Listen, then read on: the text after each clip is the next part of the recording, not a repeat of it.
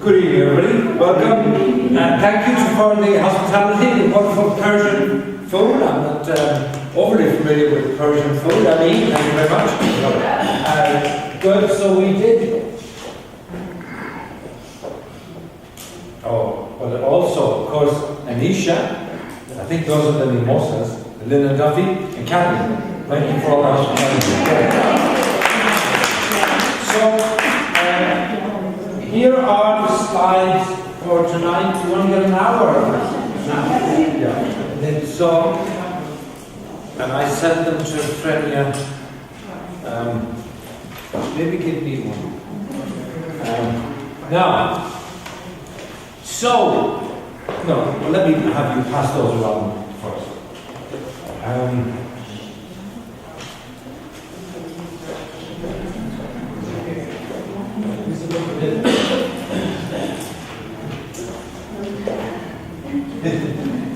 We frightened them away last week with Osterbush. But anyhow, frightened them all away with the manna.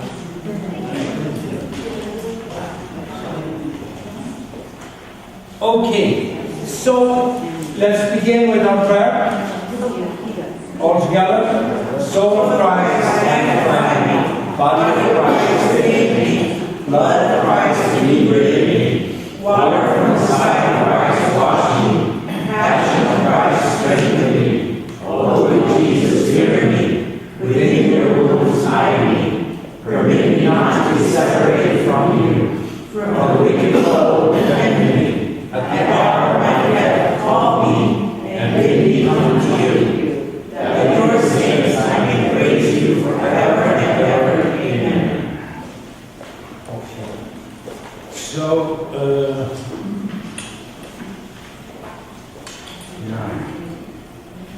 you want to go forward, right?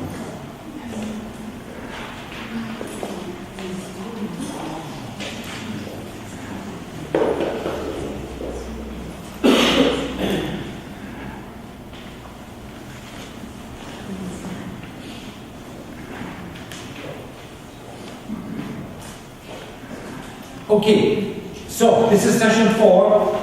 Now remember that, just to review, we have been framing this in the context that at the time of Jesus, people expected that the Messiah would usher in a new Exodus, a new definitive intervention of God in their history as He intervened through Moses and the liberation from Egypt.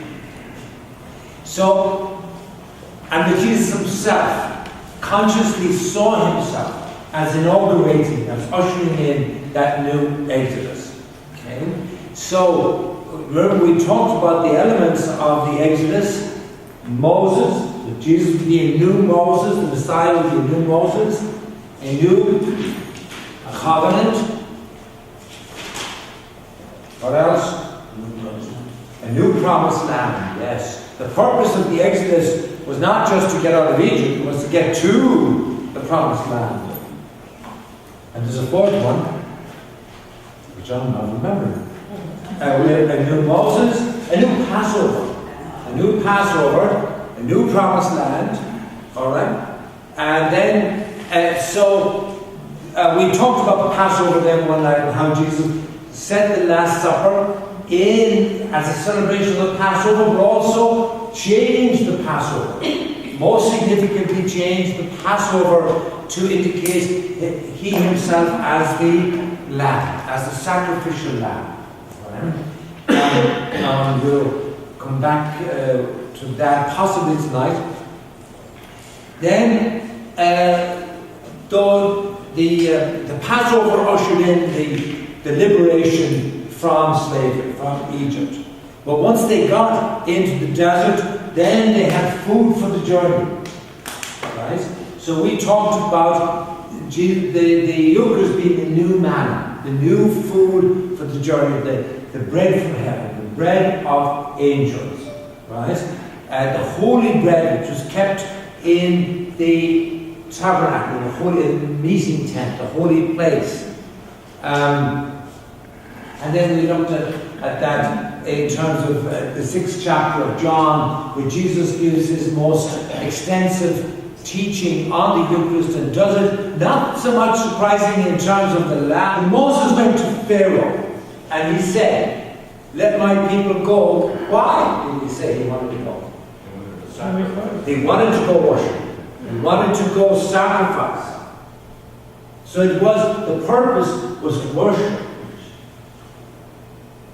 Interesting concept.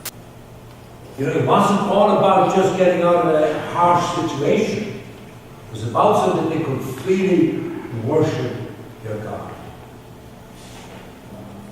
So the purpose, as the scripture understands it, is that the purpose of life is true worship.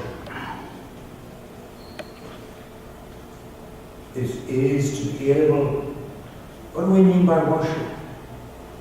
Praise God. To be in relationship. To be in relationship with God, to celebrate that relationship with God. Yes. Simply. So, then, how would they worship? In the, how would worship be like? Or another way to put that was, how would God dwell with them? Because remember, they set up what we'll be calling the tabernacle. Tabernacle is simply the word for tent. Okay? It's just simply the words like carpa or something would be the tienda would be the Spanish word. So tabernacle is simply the word for tent. So they set up a tent of meeting where God dwelt with them. And I mentioned to you that there's a certain tension throughout the Bible between the tent theology and the temple theology. When Solomon, when they all got the promised land, they all got set up, and Solomon is the king, and he thinks, it ain't right, I'm living in this big palace of cedar wood, and God's in a tent. What's up with that? I will build him a temple.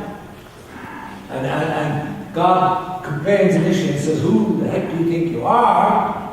I'm the one who took you from nothing, but he acceded. He accepted. And so Solomon built the temple, but the temple reflected only more gloriously and elaborately. It reflected what the tent did, with the same elements as the tent had. It's just now a more stable construction.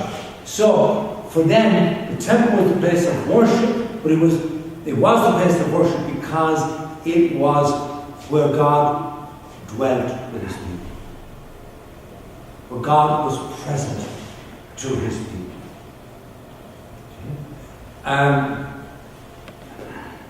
I've said to you before, I think that the temple, the word is linked to tent place. So the temple was an earthly template, an earthly expression of the heavenly order and reality. Okay? So, how would God be present in the new Exodus as he was present in the tabernacle and the temple in the Old Covenant? Will there be animal sacrifice? That's what happened in the Old Temple, right? There was animal sacrifice. We talked about that, lambs and all that. So, Jesus saw the Last Supper as the fulfillment of the bread of presence. Now, I'm going to bet that of all the concepts I've talked about, or will talk about, this is the one about which you all know the least. Right? How many know what the bread of presence was? How many have heard of it? We went there, yes. And I hadn't known that much about it. Maybe what that reason for this is because the texts on this are buried in some of the most sleep-inducing parts of the Bible.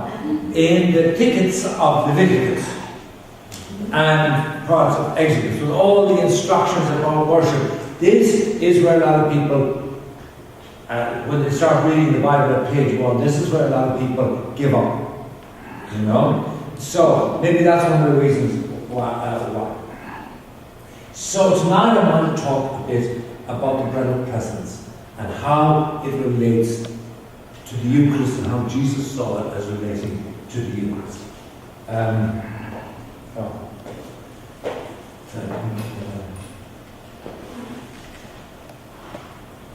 somebody got me, because I'm losing glasses, somebody got me this thing, so I would have it around my neck. And now I spend my time looking for my glasses and forgetting that.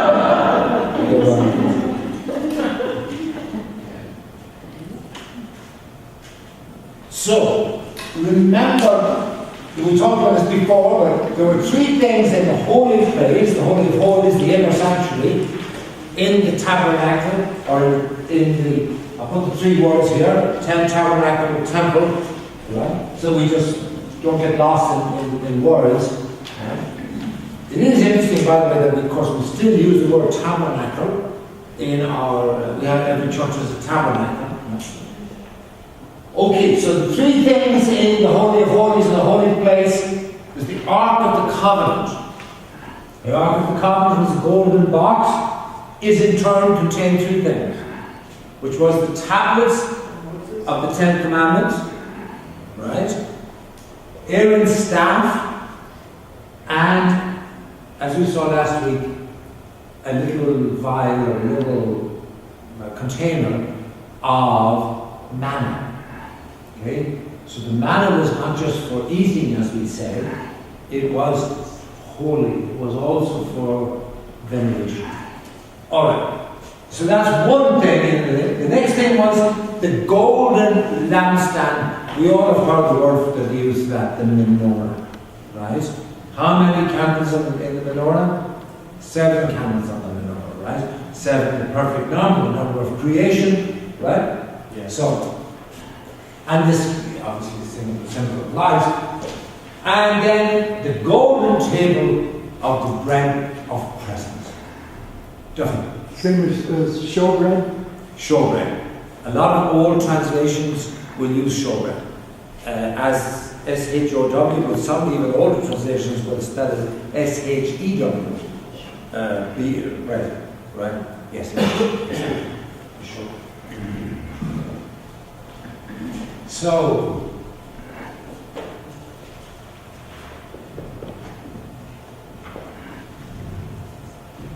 Leslie fished out some of these things. See this in the menorah, right? Yeah. This is the bread. See? Yeah. And the flagons, that's important. Okay. So I'm just going to move on here on that. Thanks to Leslie. The incense on the left. Yes. Yes. Good man. Incense is always a sign of sacrifice. Always a sign of sacrifice. So what is the manna? Like the bread? The what? The manna? The manna. This is the bread of presence, not manna. Oh. The manna is in the golden box. Yeah. Oh, okay. Alright, so now we're going to take a look at a text. You can, if you want to find this along with me.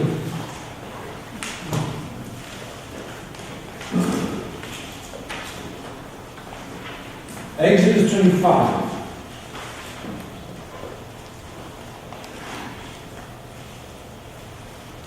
Verse 23. You shall also make a table of acacia wood, 2 cubits long, a cubit wide and a cubit and a half high, plated with pure gold. This is a sign, of course, that it is holy and special. And make a molding of gold around it. We don't need all that. You shall also make 4 rings of gold for it and fasten them at the 4 corners, 1 at each leg, and on 2 opposite sides of the frame as holders of the poles to carry the table. Can you make a note of that? Keep that noted in your mind. This table was to be carried. I'll tell you why later.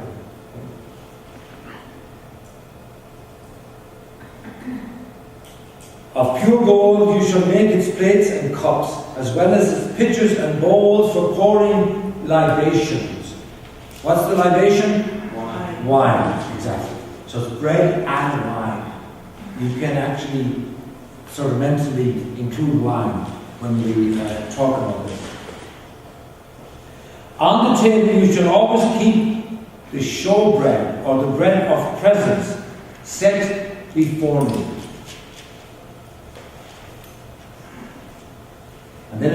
talk about the lampstand. Kathy, Do they still do this in the temple? what? Do they still use this stuff? There's no temple. There's no temple. I mean, the Jewish people. No, the temple was destroyed in 70 AD. There is no temple. So in their synagogues, do they? Yeah, so after all of this disappeared after the destruction of the temple in 70 AD.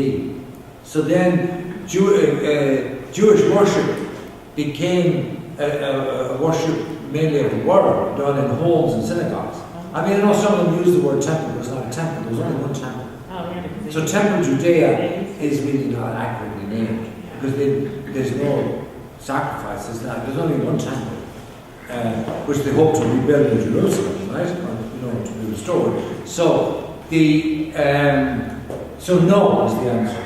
You could say that in some ways Judaism went sort of Protestant after the destruction of the temple. No, I'm serious. It became a religion of the world. A religion of the world, of the book. All right? Where it had been a religion of the temple.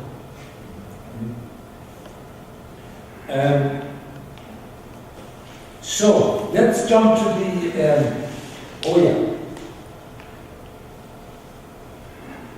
okay, before we go to the other one. So it's a bread with flagons and bowls. That's for the wine. So it's bread and wine. Okay? Now, what's translated as show bread here, and of course I'm depending on readers, I don't know these languages, but it actually is better translated as the bread of presence, or later, the bread of the face. The literal word is panim, is the word for face. Bread of presence. And so, the bread of the face. Now, if you just turn back to Exodus 24, we've looked at this text before. This is, you remember in Exodus 24, which was the ratification of the covenant. And Moses set up an altar. He sent out the young people and they offered sacrifices of bulls and lambs. It starts there on 24:1. And then Moses, all the people all agreed to accept the covenant. I'm not going to read the whole thing again. He took the blood and sprinkled it on the people, saying, "This is the blood of the covenant, which the Lord has made with you in accordance with all the words of his." Verse 9. Moses then went up with Aaron, Nadab, Abihu, and 70 elders of Israel, and they beheld the God of Israel. Okay. They saw the God of Israel. Under his feet there appeared to be sapphire tile work, as clear as the sky himself. Yet he did not smite those chosen Israelites, because it was said you couldn't see God and live. After gazing on God, they ate and drank. So the eating and drinking is linked with the seeing of God. Keep that in mind. Okay? So now, in the next chapter, we have the instructions for the meeting tent, and it's to include the bread. Called often showbread in translations, but more properly translated the bread of the faith. So it's a sign of the presence of God. Do you have a question? Yes, you said that they saw God, right? Hmm? You said that they saw God. Yes. I don't know what passage says that. It says nobody has ever Yeah, seen. well, they saw, the says here, they saw the, and of course said in the Old Testament, nobody can see God and live. But they gave, here it says they gazed at God and they ate.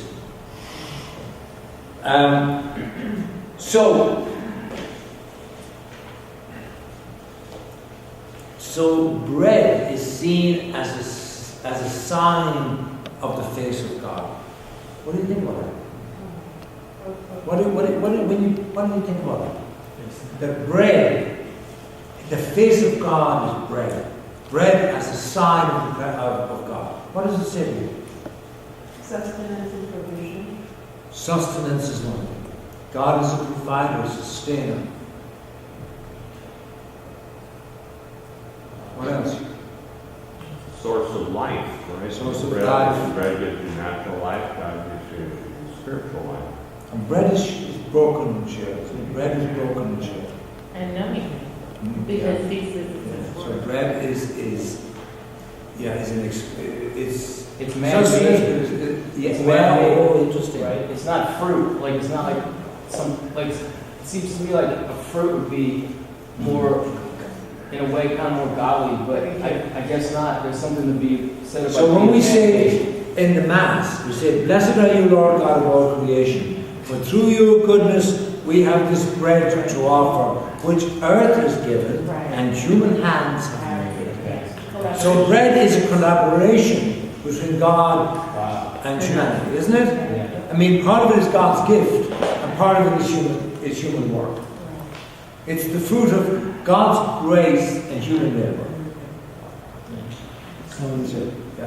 Does this go back to like a Paleolithic transfer of power? Say more.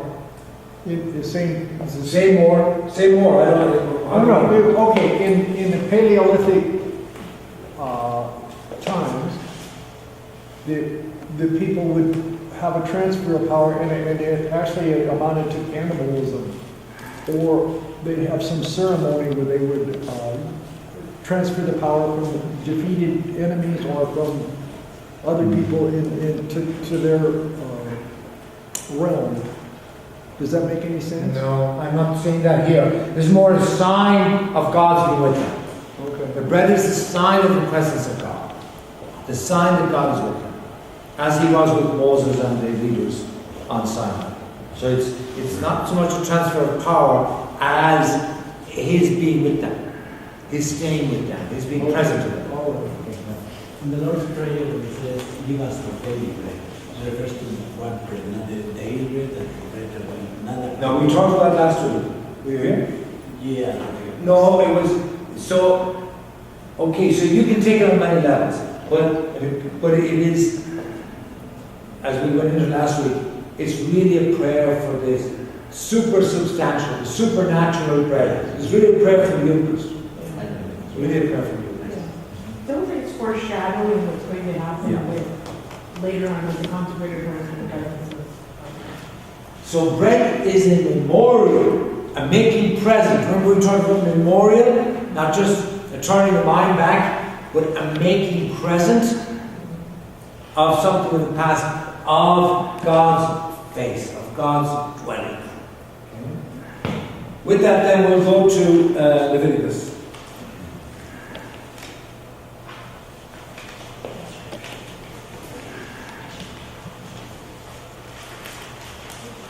So Leviticus 24, 5 to 9. 1 to 4 is about the menorah, which was incidentally to be kept lit while the bread was lit, when the bread was there. We have an echo of that in our tabernacle with the sanctuary lamp, right? With the sanctuary lamp, yeah. Now, you shall take fine flour and bake it into 12 cakes. 12 tribes. Using, and he gives the recipe. These you shall place in 2 piles, 6 in each pile. So, as Leslie's picture there. On each pile, put some pure frankincense. What are we talking about with frankincense? It's sacrifice. Okay? That implies sacrifice. Which will serve as an oblation to the Lord. That's sacrificial language here.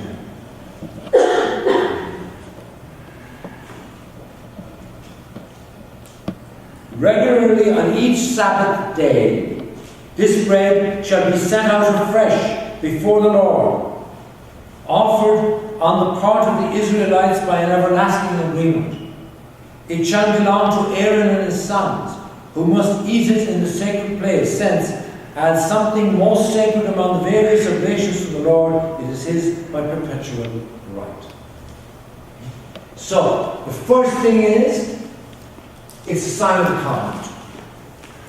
the 12 tribes, the covenant, remember, was God making them his family, God's bringing them into this special relationship. So it's a sign of God's love as expressed in the covenant. And it's for all the people.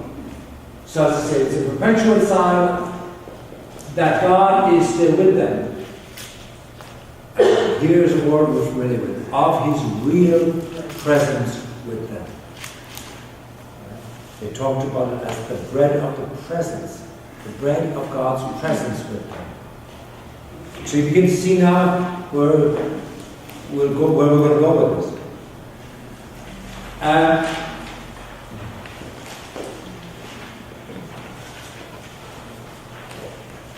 Also, bread of presence was a sacrifice, as we saw with oblation, incense.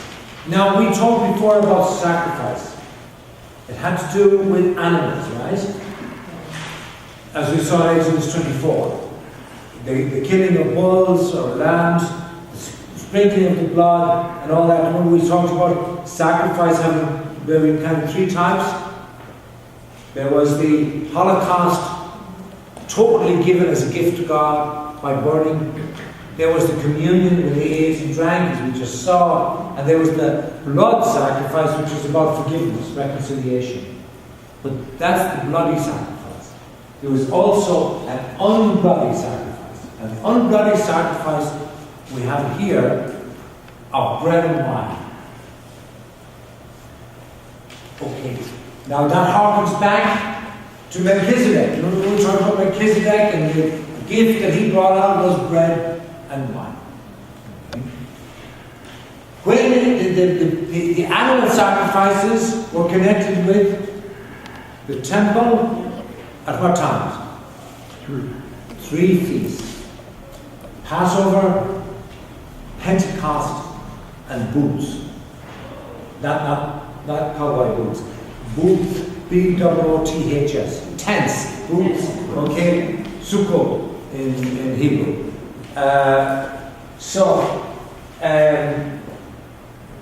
But the unbloody sacrifice of bread and wine is associated with when? It's the sacrifice of the Sabbath, the weekly sacrifice, as we just read here, the Sabbath, offered by the priest Aaron and his descendants. Okay? So it's fresh bread offered to God and then eaten by the priest in the holy place. So it's a sacrifice, the Sabbath sacrifice. So in that sense, we see that bread and wine is essential to Jewish worship. It's kept in the holy place. It's the sacrifice of the Sabbath, is the regular sacrifice. The animal sacrifice is the special occasions, but this is the regular one. It's a sign of the covenant of God's taking this people as his own, and it's also the sign of God's presence with them. You're beginning to see where this is going? Yes. Yeah, this is it, isn't it? So now let's jump to the time of Jesus. So we got 3 feasts in Jerusalem: Passover, Pentecost, and Booths. So Passover is in the spring, Pentecost is at the beginning of summer, 50 years later, Booth is in the fall. And they probably had their roots in agricultural festivals.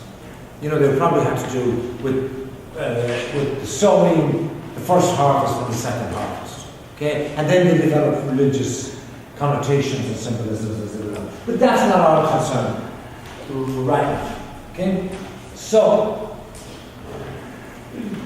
let's look up Exodus 34.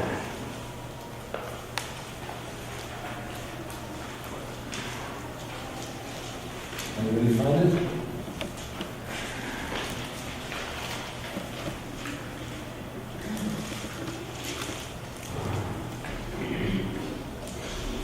No, maybe not. 3 times a year, all your men shall appear before the Lord, the God of Israel. Since I will drive out the nations before you to give you a large territory, there will be no one to covet your land when you go up 3 times a year to appear before the Lord. Wouldn't do if you had to, fulfill your religious obligation, and then when you came back down from Jerusalem, your farm was taken over. Now, it was not going to work. So he guarantees them that worshipping God is not going to take away their livelihood. Not many people in our world today believe that. They think they have to work Sundays. They think if they go to worship God on Sunday, they'll come back to find the farm gone. Or the business not where it should be or something, And so similarly, 23:17.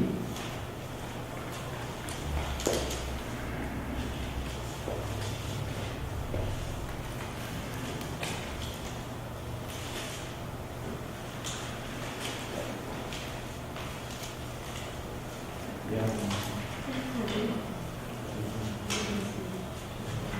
3 times a year you shall celebrate a pilgrim feast to me. You shall keep the feast of unleavened bread, that's Passover. As I have commanded you, you must eat unleavened bread for 7 days at the prescribed time in the month of Abib, for it was then that you came out of Egypt. No one shall appear before me empty-handed. You shall also keep the feast of the grain harvest, with the first of the crop that you have sown in the field. That will be Pentecost.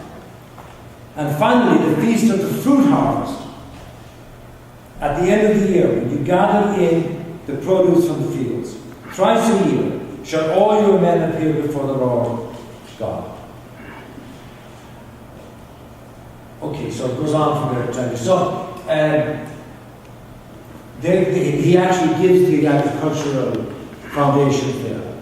In the religious context, Passover came obviously to celebrate the Exodus, the liberation, right? Pentecost? No, that's a Christian, in the Christian world, but in the Jewish world, what did Pentecost celebrate? Harvest. Harvest. Well, okay, the first harvest, but in the religious sense. Pentecost celebrated the giving of the law.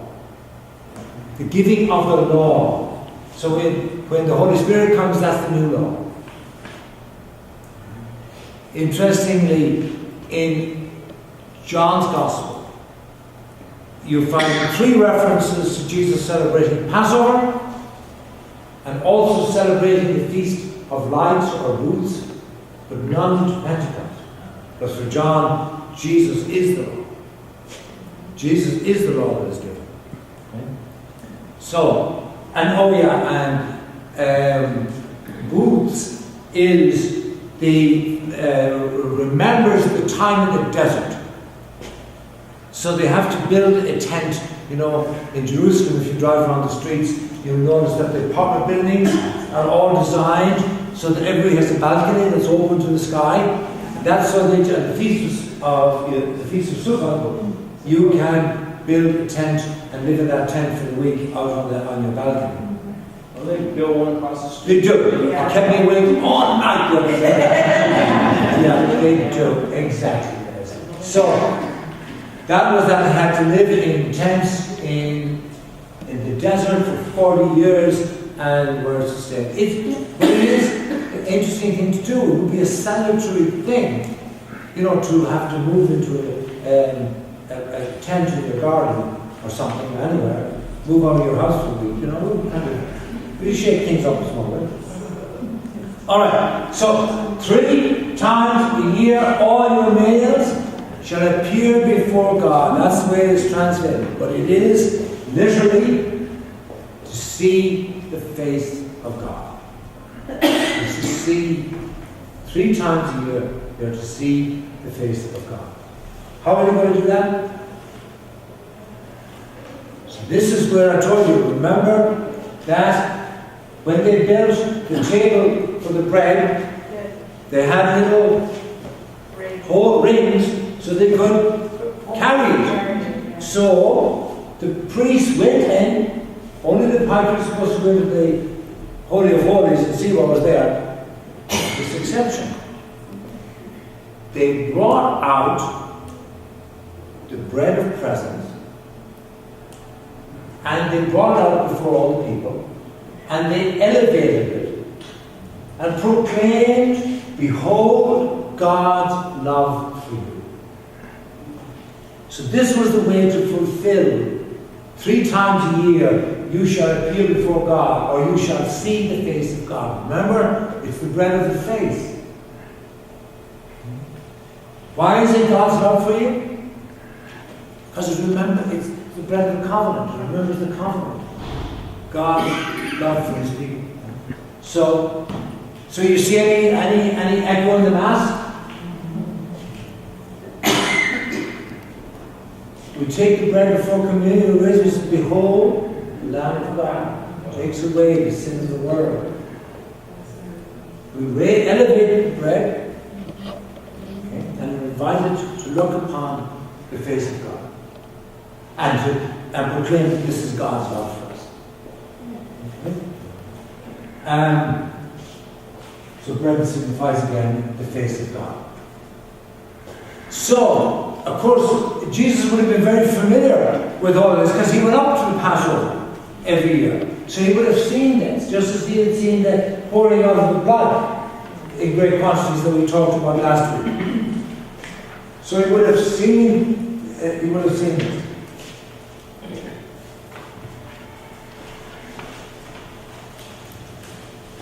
So then we're moving on to the Christian tradition. Jesus is the new bread and wine, of course, of presence, of the real presence of God. Now, the Matthew 12:6, I'm not going to make much of that. This is the one time in the New Testament that the bread of presence is explicitly referred to. Anybody remember the episode? Curious episode. The Pharisees criticized Jesus and his disciples for plucking corn and eating it on the Sabbath. Do you remember that episode? Yes. And what was Jesus' answer? Have you not read that David and his men, when they were hungry, went to the priest? And he said, we have no bread, only the bread of presence. Right? In the temple. And what does Jesus say? There's a greater than the temple here. He claims himself greater than the temple. There was nothing greater than the temple, right? So it's linked again with his divine identity. There's more in that passage. I don't know that I want to get into the weeds on it too much. Because it talks about only the priests could eat it. So how were they priests? Well, David ate it. Yeah. So he's defending his apostles' right to break the Sabbath to eat, with reference to David and his men eating the bread of presence that was only for the priests in the temple. All right. So that's an explicit reference to it. There's one greater than the temple here. Jesus is the new temple, the locus, the place of God's dwelling on earth. So where is the new place of worship, the new place of the dwelling of God? Well, it's not actually a place, it's a person. It's Jesus. So, at the Last Supper then, the focus, as we saw before, was not so much on the lamb. Jesus did not take a piece of roasted lamb and say, this is my body. Didn't do that. He took the bread and said, this is the bread and this and the wine. The unbloody sacrifice of the bread and wine of the presence. The idea from of old that bread could represent a person, could represent God. The new face of God. This is the new bread of God's love for us. As the priest brought out the bread of the presence and said, behold God's love for you in the Jewish worship on the big feast. Here, this is the new bread of God's love for us.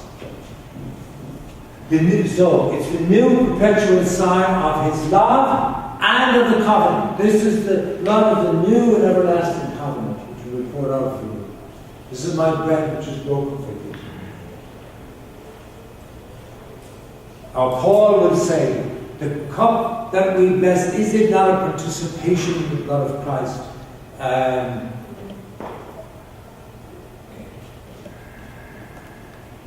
The bread that we eat, is it not the body of Christ?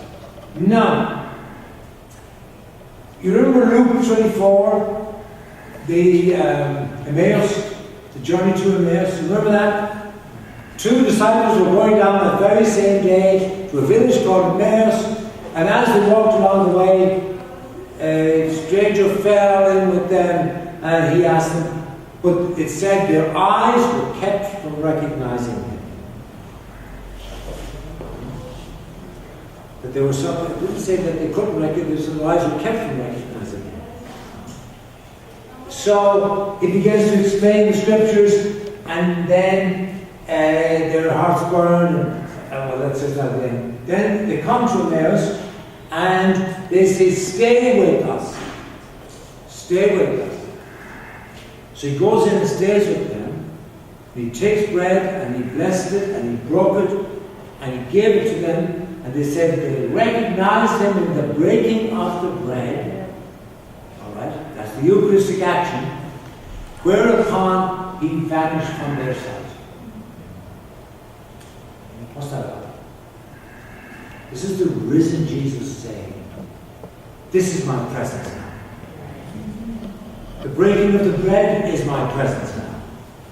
That's how I am with you. They said, stay with us. For the evening, the day is far gone. Stay with us. So this is the way he stays with them. So he is handing over, he's making the bread, the breaking of the bread, his presence, he's staying with them. Is that okay? Yeah. Does that make sense to you?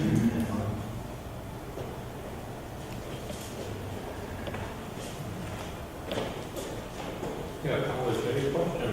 When we are present at the Eucharist, and we see the consecration, should we be thinking principally showbread or manna or both? Well, maybe both. All of it. It's the lamb, it's Passover, it's manna. I think all these echoes are there. Yeah. I think all these things are picked up in it. But I think when we talk the language of real presence, the bread of presence helps us. The idea that bread is the presence of God, his real way of being present to them, and I think that helps us in that language. Yeah, so manna would be something more instrumental rather than the actual presence of God. Manna is the language of manna, like in so, the Eucharist is a many-faceted reality. So, if you focus on the bread, as I was saying, you probably get more understanding the real presence. How is God present to us? If you focus on the manna, it's the Lord who nourishes us. It's the Lord who is gracious, who is the one who is provident to us. If you focus on the Passover lamb, it's the Lord who gave himself for us. So he does not ask us to sacrifice to him, but who sacrifices, who gives himself for us. So, you get different emphasis, different facets of the jewel, if you want to put it that way. Does that make sense? So I think all these strands come together. So it's not just one event, right? It's everything together. Well, it's not just one meaning. It's one event. The Last Supper and the Passover. I think it's not just one meaning. I think it's a there's a lot of meaning, and we talk about the mystery. what is a mystery? A mystery is not something you cannot understand. A mystery is something that is so deep that you cannot fully exhaust it. So, I want to teach you a little bit of Gaelic. Another question. In a Jewish synagogue today, do they still have showbread? Is that part of the No. No, that won't finish with the temple. Okay. So there's no blood sacrifice, there's no ark. Well, firstly, the second temple didn't have the Ark of the Covenant, it was last. Right. Well, they did have the bread, but they did not after the temple. Now they would have been the menorah though. I mean, the menorah has, because that's obviously easy. Yeah. I think Titus grabbed the menorah and carried it away a little bit. He did, but if you look at the thanks for bringing that up. If you look at in Rome, if you ever see the Arch of Titus, you'll see them carrying off the showbread. Yeah. I don't have it. I thought of looking for it and I didn't have time. But if you look up on the Arch, the Arch of Titus celebrates the Romans capturing Israel and destroying the temple. All right? It shows them carrying off the bread of presence, the showbread.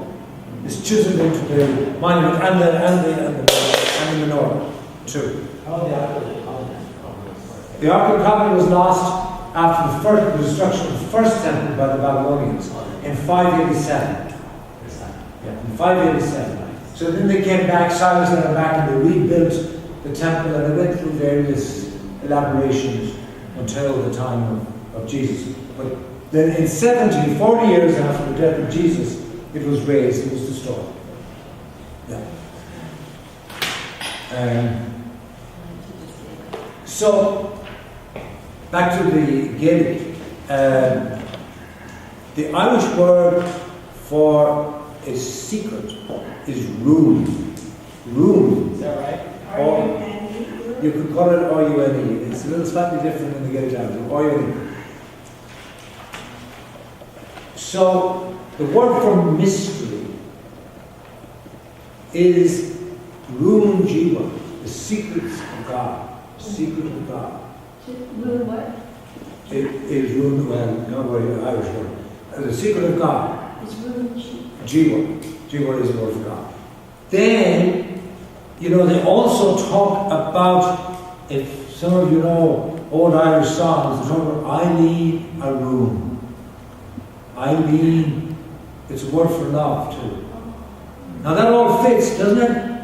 Secrets are something between lovers and friends. You only come to know somebody's secret once you trust it and love them. And so we come to know the secret, the mystery of God in love. So I say that when we talk about the mystery of the Eucharist, it's got different secrets, different angles. So what I've been doing here is showing how it brings together a lot of strands from the whole Exodus experience of Israel. It brings together the Passover of the Lamb. It brings together the manna, the food, the bread from heaven, in the desert. It brings together the bread of presence from the worship, from seeing the face of God. All right. Anything else? Kathy? How come we don't call God Hashem? How do we call God what? We don't call him Hashem. They did. That was his name. Hashem? Hashem. I'm not familiar with that. Yeah, that's what the Jews call him. I thought they called him Yahweh or Elohim. No, look it up because my friend is Jewish. Goes, his name is Hashem. And I just looked it up and it says Hashem. I'm Is that a Yiddish word? I'm not familiar No, with it's associated with the same feast, the Feast of Pentecost. Yeah, they call him. I'm sorry, I'm not familiar with it. Anything else? Yes, maybe the ones that you have when you can't say it. Well, you can't say it, but they, Yeah, but you could. but they, Infer it. yeah, all that. So we looked at various names when we did Genesis, remember, and Yahweh and so on. So you can see that L in the, a lot of the names like Michael, Raphael, all those, you can see that L. That means of God. Hallel, praise the Lord. Okay. Anything else? Yeah, something I always say to this, right?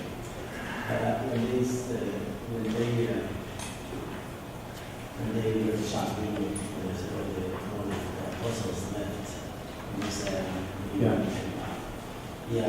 to this is basically some people's statement where it's more like divine integration, or do you think story?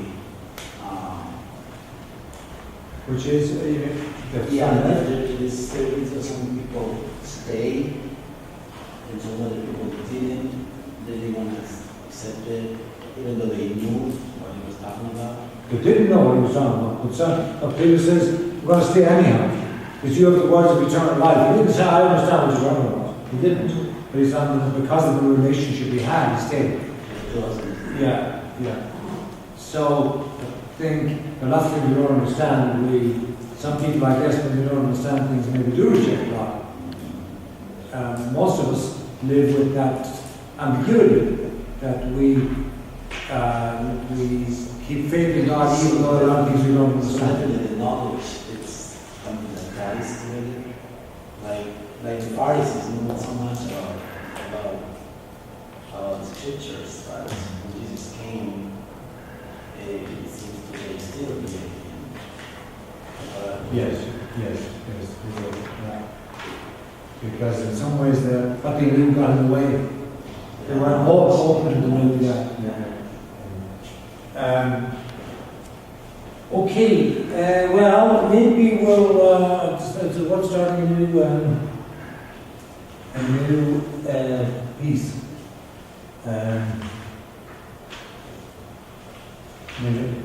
So what I was going to move to next was a shift now. We've been talking mainly about bread. So I want to go back to the Passover and talk about the practice in the Passover as practiced today, and practiced in Jesus' time, which had 4 cups. Okay? We'll just go through it quickly, and I might come back at the beginning of the next night and do it. So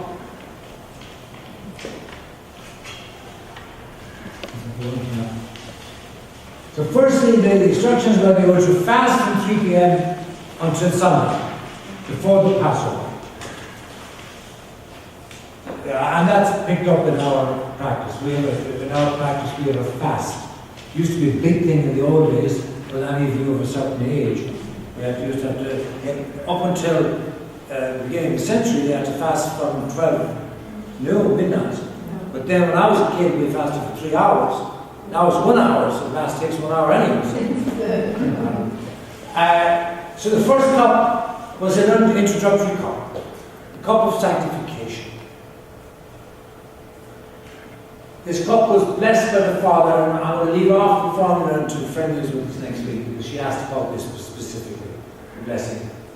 The Father being the Father of the family, the paterfamilias, right? Okay. The second cup later, have any of you been to Passover? You have. So you're familiar with this, right? You've seen this. Okay. The second cup is connected to the proclamation of Scripture and the explanation of Scripture. Now, in the Jewish tradition, good catechetical method, they do it by question and answer. The youngest asks, why on this night do we eat bitter herbs? Why do we eat unleavened bread? Why do we do it? And the Father explains it, doesn't he? Yeah. So he explains the Scripture, but in response to questions. Many would say part of the problem with religious education is we're giving young people answers to to questions they're not asking. And not answers to the questions they are asking.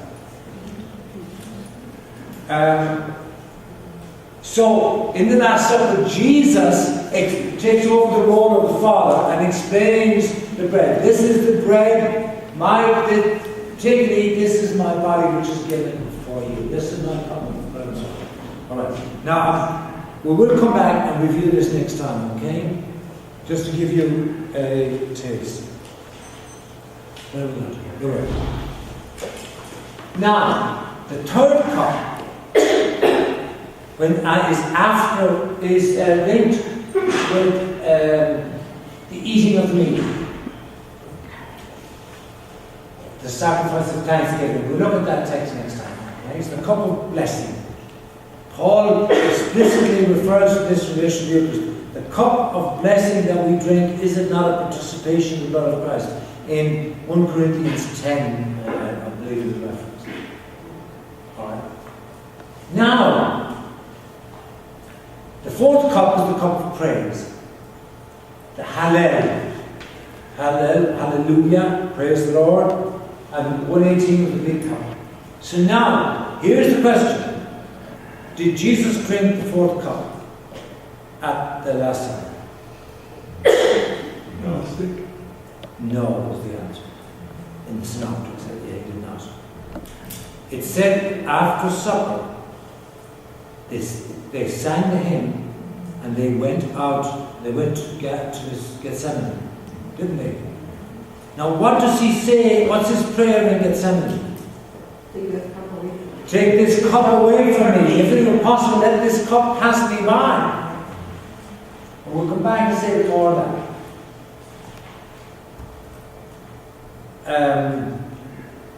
Then on the cross, you remember what happened? They gave him sour wine, yes. Okay. And after he drank it, he said, it is finished. This is a bit speculative, but what's finished? Is it now that the Passover is finished? That he left the final cup until on the cross. So he folded in his own death into the Passover ritual. And he took the cup and drank the cup on the cross. In John's Gospel, he even says, I thirst.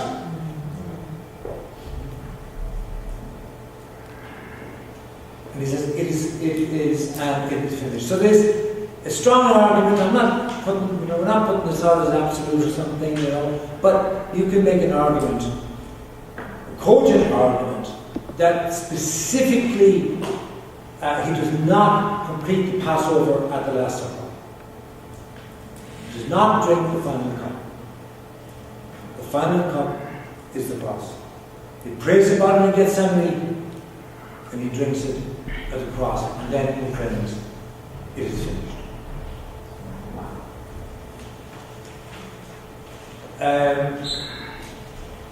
I don't know, I found that meaningful. It was kind of. And then the question, and I will come back, we've talked about this, I think, in another session. What does it mean to drink from the cup? In the last millennium of the Church, the Catholic Church, only the priest drank from the cup. Now, in the last generation, since the Second Vatican Council, the cup has been restored to everybody. I think from the child at the mother's breast, we kind of have a theology of eating and its connection with love. Don't we? Nourishment from love. But what does it mean to drink from the cup? I think it has to do with forgiveness and with service. Eating the bread has to do with nourishment and oneness, unity. We, though many, are one. As this bread, made from many grains drawn from many hills, is one. So may we, the scattered children of God, be one in Jesus Christ whom we receive. That's one of the prayers from the 2nd century account of the Eucharist. So, but we haven't reflected as much on what it means to drink from the cup. Okay, so you all know the drift. 3s or 4s? We got 3. Questions on the board. This time, much the same. The first question, could you share a time when we're talking about the bread of presence, the bread of the faith. Can you share a time when you felt the presence of God in some special way, and when was that, and how was that? Okay? And then, any insight from tonight? And any questions you have from tonight? Is that good? Yeah. So, get into 3s and 3s or 4s. And we'll be out here at 8:30. We'll take about 10 minutes or so. 3s or 4s. Any insights? Anything that you learned? Any connection you made? Anything? And houses got killed in a rush. Yeah, about the bread being the collaboration between the gifts of God and the hands of man, definitely.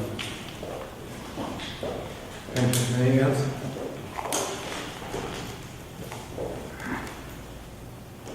Anything else you learned, something new, Captain? How God is so brilliant that He prepared us from the very beginning for Christ. It's amazing. And everything that He did, all the things they did in the temple. I was just curious if the apostles got it. If they noticed that. Oh yeah, because they were steeped in, it'd be like something happening to us who are, know the Eucharist, know the Mass, were steeped in that tradition. So like they went up to Jerusalem every year for the Passover. They saw all this stuff. They were dutiful. So they would have known all of these references and connections. Sure they would. I suppose we're the ones that are not in that context. So we have to learn that they have it naturally. It's like, yes, Tessa. What I learned tonight is I didn't know that God said, no one will covet your land. Like, actually took care of them in that sense and says, you don't have to worry, come on up to Jerusalem. I never heard that before. Yeah, it's good, isn't it? Yeah. When you think about it, somebody could come and steal your capital or whatever, Take all your olives and be gone. Anything else? Kind of reminds us of things that we mentioned them.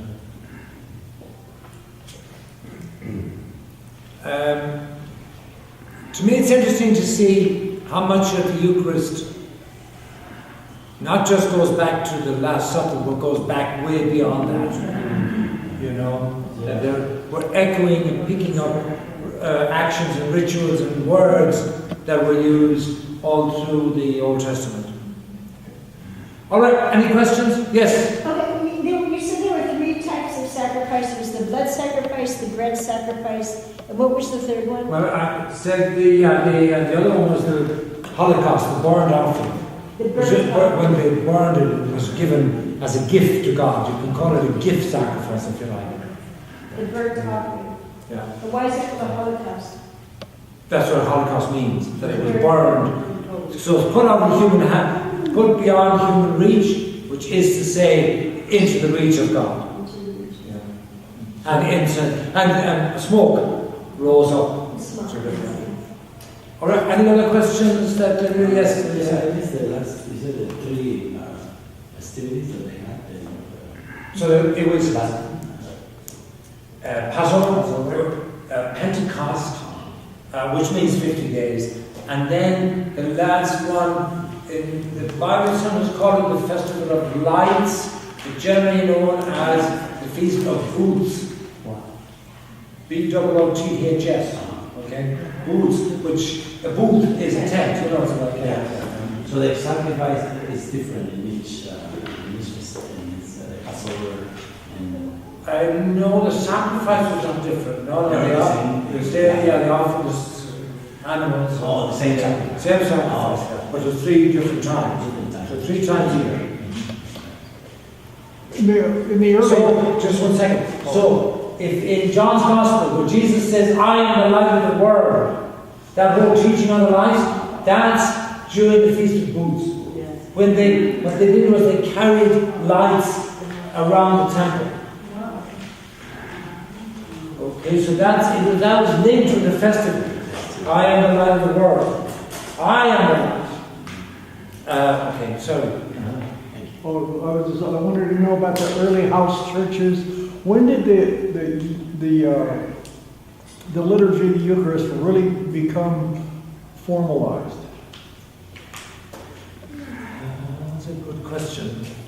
You know, several answers to that really, but it's pretty formalized already in the Acts of the Apostles. Oh, okay. 2:42. They met on Sunday for the teaching of the apostles and the breaking of bread and the singing of and the prayers. That's the it is the Sunday, the day of the Lord's resurrection, the 2 main elements, the word, the teaching of the apostles, and the breaking of the bread. That's the liturgy of the word, the liturgy of the Eucharist. So then if you look, the one I quoted earlier, the Didache, towards the end of the 2nd century, it's already fairly formalized. It has Eucharistic prayer. What we know as Eucharistic prayer too is taken from the Didache. Alright? So, but then, you know, once you have Constantine and you're into Christendom, then of course the churches and some other things accrue to it. But the core elements of the Word and the Eucharist are there from the very beginning. You can see it in Emmaus, can't you? He explained the Scripture and he broke the bread. That's the Eucharist. So it's already at Emmaus. Yeah. So the core element hasn't changed since then. We've added in, you know, bits and pieces and so on, like the creed or whatever. Okay. All right. So, anything else? Any other questions? All right. So next week will be week 5. So I'm going to go back a little bit more on this, the cups. I want to do a bit on the Eucharist at Corinth. So the main text on that is 1 Corinthians 10, no? 11, which is the earliest account of the institution. Right? And then on the last night, we'll try to tie up some loose ends, and if there are any last questions or anything like that, okay? So that's what we'll go over the next 2 nights. We'll do the cups, the Eucharist at Corinth, and then some other kind of loose ends and try to put it together. Sound like a plan? Yeah. Oh, righty. God bless. Good night. Stay home.